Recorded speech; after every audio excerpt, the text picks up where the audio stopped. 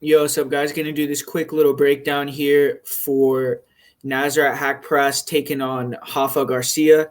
And, this is an interesting fight to me because Garcia is a tough guy. He trains at RVCA with guys like, Marlon Chito Vera. He's training out there with TJ Dillashaw, Brian Ortega, Cub Swanson. So definitely is a good crew out there that he's working with. But, when I watch him fight, to me, he kind of has a basic style. He's a boxer wrestler. He's a tough guy, though. He definitely is durable, comes forward, has great cardio. And I mean, I don't think he necessarily has big power, but he has decent boxing. He has a good check hook, and he likes to, get in your face, use his boxing to set up his takedowns, and really just try to use an up down style, push the pace, get you tired. But to me, I mean, he gets real wide with the way that he enters range at times. I don't really feel like he has the best defense overall.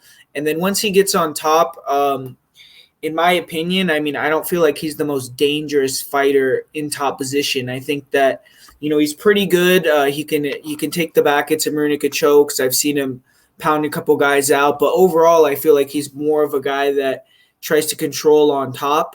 And I don't think he's necessarily an overwhelmingly good wrestler. I think that actually – the last guy that Nasrat fought, Alexander Munoz, is a superior wrestler to Rafa Garcia.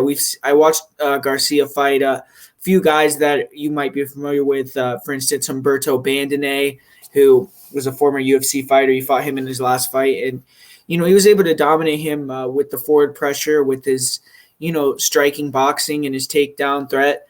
But I mean, he didn't really wow me with anything. It went to a decision. I have seen him, show off some nice heel hook submissions in the past. And like I said, he's a grinder. He's someone that is going to be there for 3 rounds. With this fight being on short notice, I think that's kind of another detriment to him as well, because we don't necessarily know how his cardio is going to be.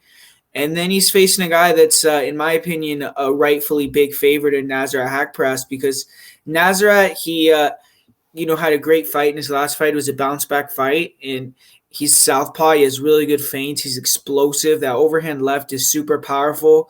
He has good takedown defense, fluid punching combinations, and he really relies on that overhand left in his front kick. I do feel like the pressure of Garcia maybe will be able to, bother him a little bit early on, but I do feel like he's going to be able to defend the takedowns. And I think that Garcia ultimately is either going to get himself a little bit tired from going for the takedowns or start to get beat up on the feet, get a little bit desperate, open up a little bit wide. And I think Nasrat's either going to catch him with that overhand left, with the uppercut on the level change, and get a finish. So I'm actually going to go with Nasrat Haqparast via knockout in this fight. I believe that he's the superior fighter, and I just think that he's going to be able to get it done. But Garcia, he's 12-0. He's undefeated. He has a wrestling base, so if he can get it to the ground, get on top of Haqparast, I do think he could probably control him a little bit.